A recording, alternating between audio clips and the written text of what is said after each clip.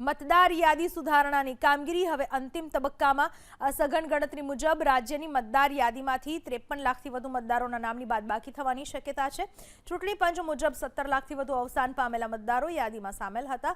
આ ઉપરાંત 6,14,000થી વધુ મતદારો સરનામે ગેરહાજર, જ્યારે 30 લાખથી વધુ કાયમી સ્થળાંતરિત થયાનું અને 3,25,000 મતદારો રિપીટેડ હોવાનું સામે આવ્યું। રાજ્યના 12 વિધાનસભા મતવિસ્તારમાં ડિજિટલાઇઝેશનની કામગીરી પણ 100% પૂરી થઈ ચૂકી છે। મતદાર યાદી સુધારણાની કામગીરી હવે અંતિમ તબક્કામાં સઘન ગણતરી મુજબ રાજ્યની મતદાર યાદીમાંથી 53 લાખથી વધુ મતદારોના નામની બાદબાકી થવાની શક્યતા છે। ચૂંટણી પંચ મુજબ 17 લાખથી વધુ અવસાન પામેલા મતદારો યાદીમાં સામેલ હતા।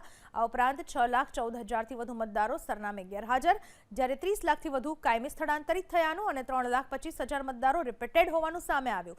રાજ્યના 12 વિધાનસભા મતવિસ્તારમાં ડિજિટલાઇઝેશનની કામગીરી પણ 100% પૂરી થઈ ચૂકી છે।